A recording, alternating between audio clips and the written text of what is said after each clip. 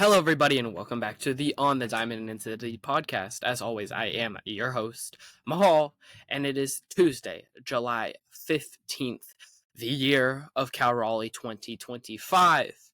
The time of recording is 10:45, and there's been a lot since we last recorded. We last recorded Friday morning, I believe, I want to say.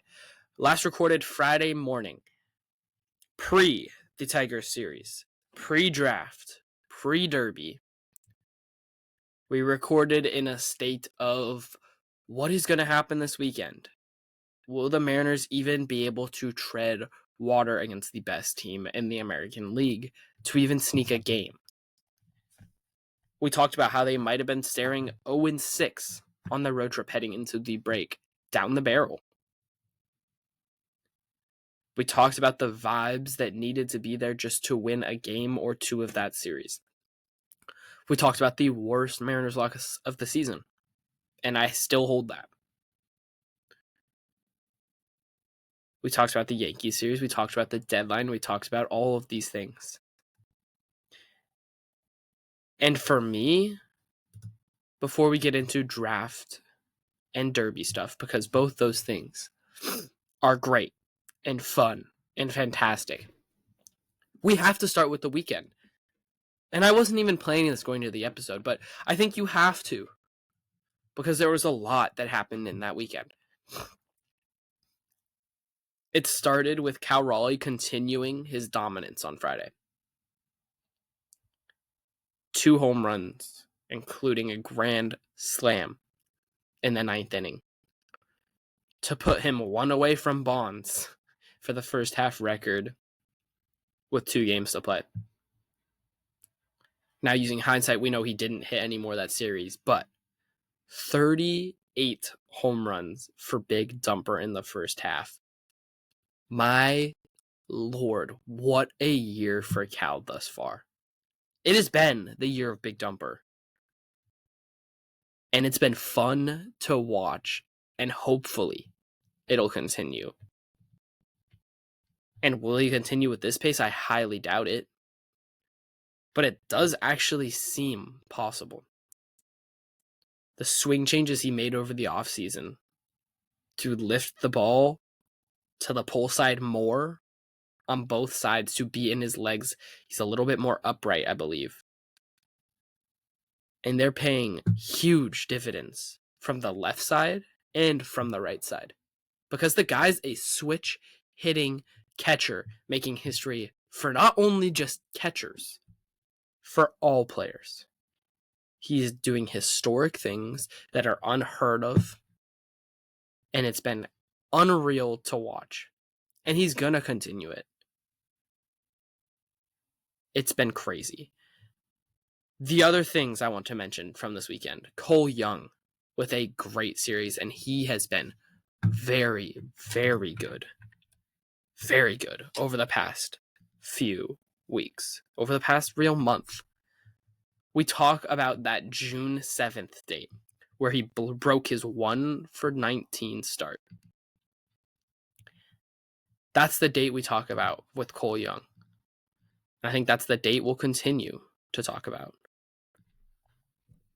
because it's the date that he really came into his own. And if you want to talk about what he's been since that date, he's been real freaking good, guys. He's hitting 293, 343, 404 with a 747 OPS. Good enough for a 115 WRC plus. This guy has been very good. Striking out below 20% of the time, walking 5.5% of the time. And I expect both those things to go even more in the right direction. 10 RBIs over that period. Over 100 plate appearances. 99 at-bats, 109 plate appearances. The guy has been very good in 29 games. 29 hits in 29 games. That's going to play. That's going to play every day of the week. And obviously you'll have stretches in games where you're not as good. But he's been everything you need and more from that second base position. And it seems like he'd been figured out by pitchers a little bit, and it seemed like he adjusted. And it'll be fun to see that chess match, that cat and mouse game between him and pitchers continuing here. But for me, that's one of my main takeaways from the series was that Cole Young was really good. My next takeaway, and maybe the biggest takeaway for a lot of people, is that Julio Rodriguez might be back. Home runs Friday, Saturday, and Sunday. And Sunday's home run was really impressive. The first two were both pulled deep to left field, pulled them hard. Impressive power from him. But the third one, the Sunday one, an opposite field scorched line drive that snuck its way into the seats on a fastball low and away, that's an impressive home run for me. Because that's not even a mistake pitch. That's a good pitch. And he's doing what you need to do and what you're supposed to do with that pitch. There's not much else you can do with that pitch. But you line it to right field, and if it gets out, it gets out. At the very worst, that's hitting the wall there, and he's got a double. So to see his approach be better, his swing be better, to see him sitting back and into his back leg, into his legs more in general, to see him hitting fastballs, hitting mistake pitches, being on time, that's a positive. And that's a takeaway that you should take from the series, that it is a positive to see Julio Rodriguez doing that because, well, he's been solid this year and he's been good this year. And I don't think people realize that. He is an all-star. He's been good and he deserves that all-star because of the defense that he provides and what he provides on the base paths. And maybe his bat hasn't been otherworldly, but it's been above average. So this hate on Julio Rodriguez because he hasn't been an MVP isn't warranted. He's been good. He's been well worth his money. More than worth his money. And if you get a second half Julio with what Arozarena's been doing, and what Cal's been doing, and what Cole Young's been doing, and Canzone, what he's been doing, and with Munoz and Brash and Spire in the back of the bullpen doing what they're doing, and the rotation, hopefully even improving more with Gilbert and Kirby having more starts back from injury, and Wu being an all-star. This team, they're doing things. They're doing things right. And to me, this offense is plenty good enough. And I've said that time and time again, and the stats back that up. And I've started to see people start to say and realize that this team is plenty good enough with the bats. Yes, you can use a first or third baseman, but you don't need it. And maybe it's a situation where you're going to a team and saying, look, we have major league talent that we can provide. And maybe that is going to be a Luke Raley trade or a Luke Raley and Donovan Solano trade to open up first base for you, and you go then trade for a first baseman either in that trade or not in that trade. Maybe you're sending Luke Raley for Josh Naylor. Or maybe you're getting Naylor and Gino, and it's Raley and Ty Pete. Or Raley, Pete, and Locklear. And I'll tell you now, if it's Raley, Pete, and Locklear for both of those guys, I would think about it. Would I do it? I'm not sure because it's difficult to subtract from your major league roster. But to me, that possibility is there. And it's what I've been saying isn't that they shouldn't go get bats. It's that they need to be careful with what the price is. And it's why I think the bullpen should be attacked first and foremost. Is number one, I actually think it's a bigger hole. And I think it has the ability to improve the team more. I think 1 to 2 guys in the bullpen makes a bigger difference than 1 to 2 guys in the lineup. Because to me, no matter what your offense is going to have up and down games. That's always going to happen. But you need your bullpen to be strong through everything. You need to have options. If a guy starts to struggle, you put some runners on, he's walking guys, he just doesn't have it that day, you need to be able to go and get a different guy instead so that you can retain that win. And to me, that means Bizzardo and Vargas being your 6th and 7th guys out of the bullpen. And if those are your 6th and 7th guys out of the bullpen, like I've said time and time again, that's a very, very good bullpen. That's the type of bullpen that can take you deep. And when you get to the postseason, that type of bullpen can carry you. The bullpen and the rotation are what can carry you. They are the foundation of this team. So go and help them first and foremost. And if it's a guy that's a rental, it's a guy that's a rental. If it's a guy that has a year and a half, like David Bednar, then yeah, hell to the yes. All of this depends on cost. All of this does. Because you don't want to blow up your farm. You don't want to blow up the future when now you have huge talent potentially in 2026 and especially in 2027. 2027 looks like it has the makings of a really special season potentially for the Mariners. The 27, 28, 29 seasons. Huge potential because of where their farm system's at and where the team's at right now.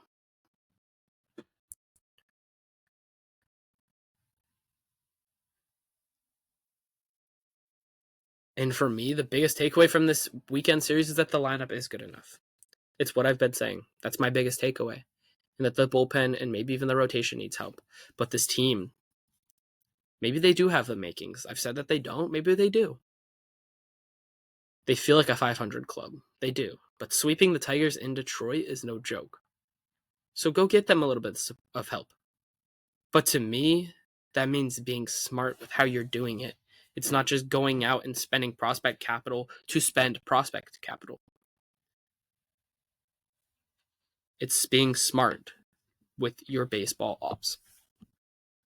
Moving on, let's talk MLB Draft. We're going to talk about a few picks for the Mariners. I think we'll talk about 4.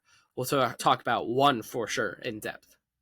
And that 1 was the guy that you and I more than likely most wanted. It was a guy that I really didn't see falling to them. But Eli Willits goes 1, Tyler Bremner goes 2, and all of a sudden, you have a shot at Kade Anderson out of LSU, left-handed pitcher, 6'2", 186. A guy that is Mariners makeup all over him. A guy that's command, control, with a righty fastball at the top of the zone. This is a fastball that is going to play up, that has played up at the top of the zone. It's a curveball that reminds you of a Logan Gilberty type of guy.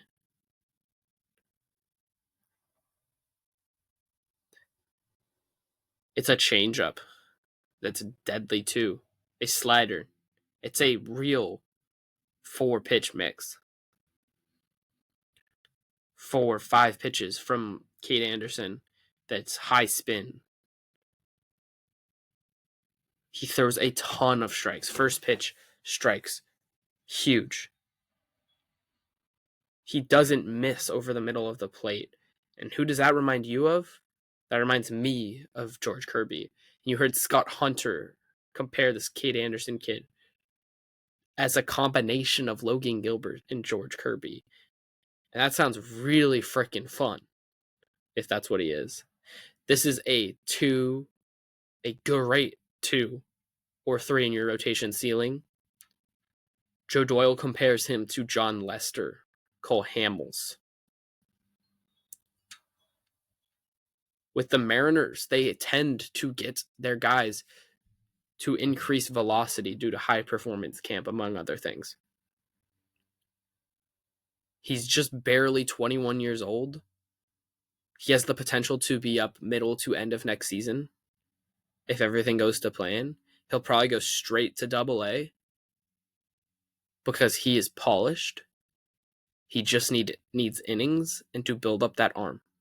He's not going to pitch anymore this year. But this is best case scenario for me. And yes, you could have gotten more ceiling with Seth Hernandez, but this guy fits your window perfectly and is very good. Very, very good. It's a 55 grade fastball, a 55 grade slider, and a 55 grade changeup. And for me, all of those can bump up. And for lots of guys, all of those can bump up.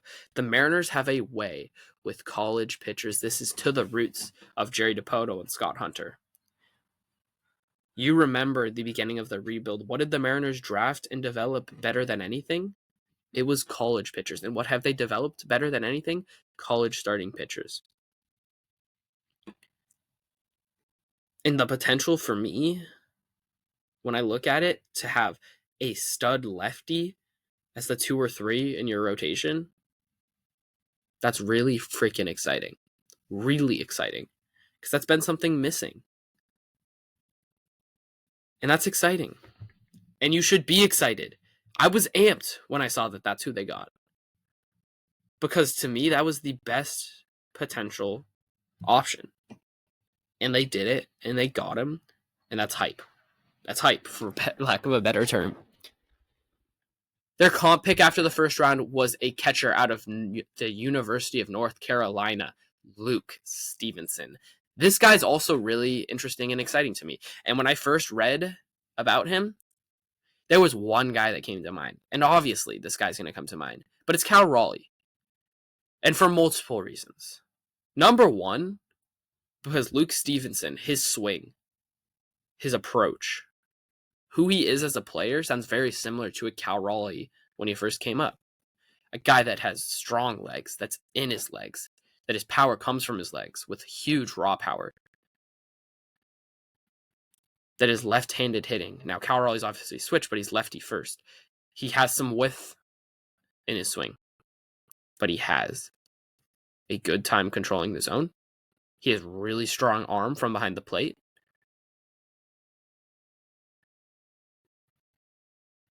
His swing is a little bit uppercut. And to me, I look at what Cal Raleigh did over this last offseason.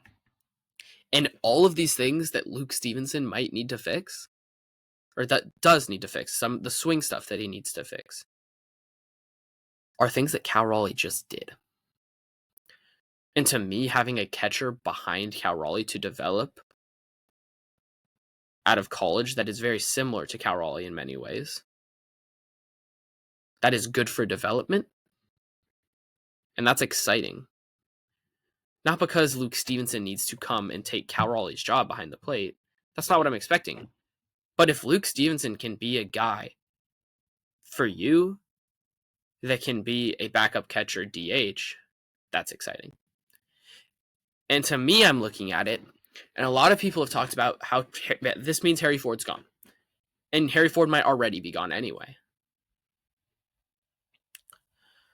But let's think of a concept here. It's 2027. Ford has been up for a full year then. He's about to start his sophomore season with the Mariners.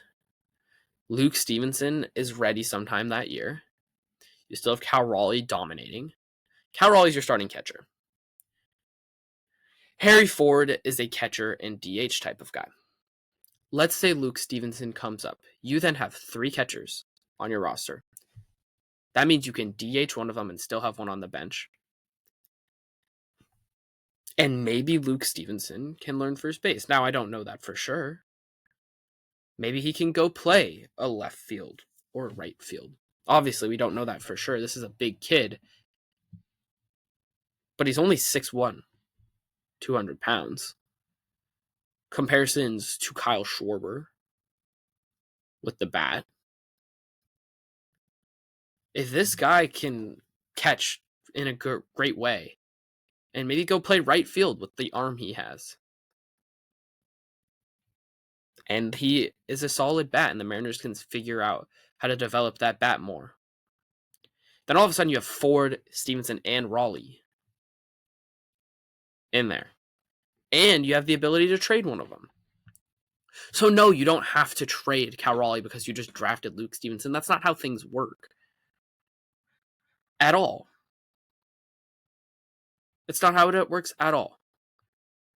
The upside here is exciting. Huge power. What you need to know is huge power that comes mostly from his legs, plus arm strength from behind the plate. And he has some questions with the hit tool. And if he can fix those, he has potential to be a solid, real good player. Because he can walk. He stays over the plate and he crushes mistakes. But again, there's holes. And the Mariners have the potential to go and develop that swing. And if they can, this guy becomes really potentially a solid, good prospect.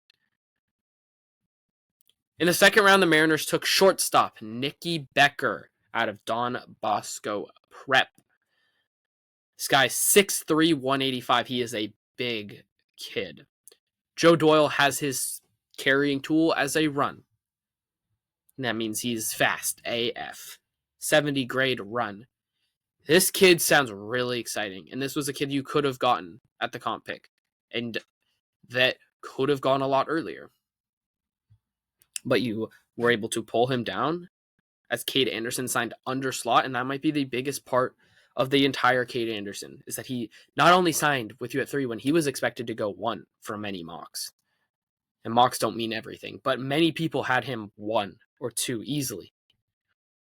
But he signed under slot at 3 to go to the Seattle Mariners.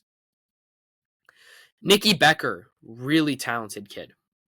Really talented, super toolsy, super projection. He's a big kid that has the potential to stay at shortstop. You've seen big guys stay at shortstop because they're super athletic. This is a super athletic guy. Great bat to ball skills. Great power. His bat to ball skills, are a little bit more questionable. But his approach is good. Great raw power. He's going to continue to grow.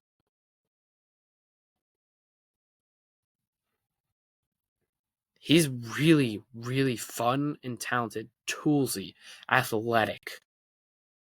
He's impacted the game in many different ways. He's a good defender at shortstop. The potential to be good, great at shortstop. The potential to be really good. He has really great feet. Footwork is good. Range is good. Arm strength, that is really good. Plus arm strength. This is a big kid that's going to continue to grow. It'll be fun to watch how he grows. This is another prep shortstop that'll be exciting to see what the Mariners can do with him. Because the Mariners have done stuff with those. You just saw one of them come up. We talked about him earlier. You got another one that's your number 1 prospect right now. They've done well with prep shortstops so far. Now, we don't know, obviously, because they haven't made it to the majors much. Because you've only had them drafted in the past 3-4 years. But Nicky Becker's another prep shortstop that's exciting and toolsy and athletic. It's a Mariners makeup. We talked about Kade Anderson being Mariners makeup. This is another Mariners makeup.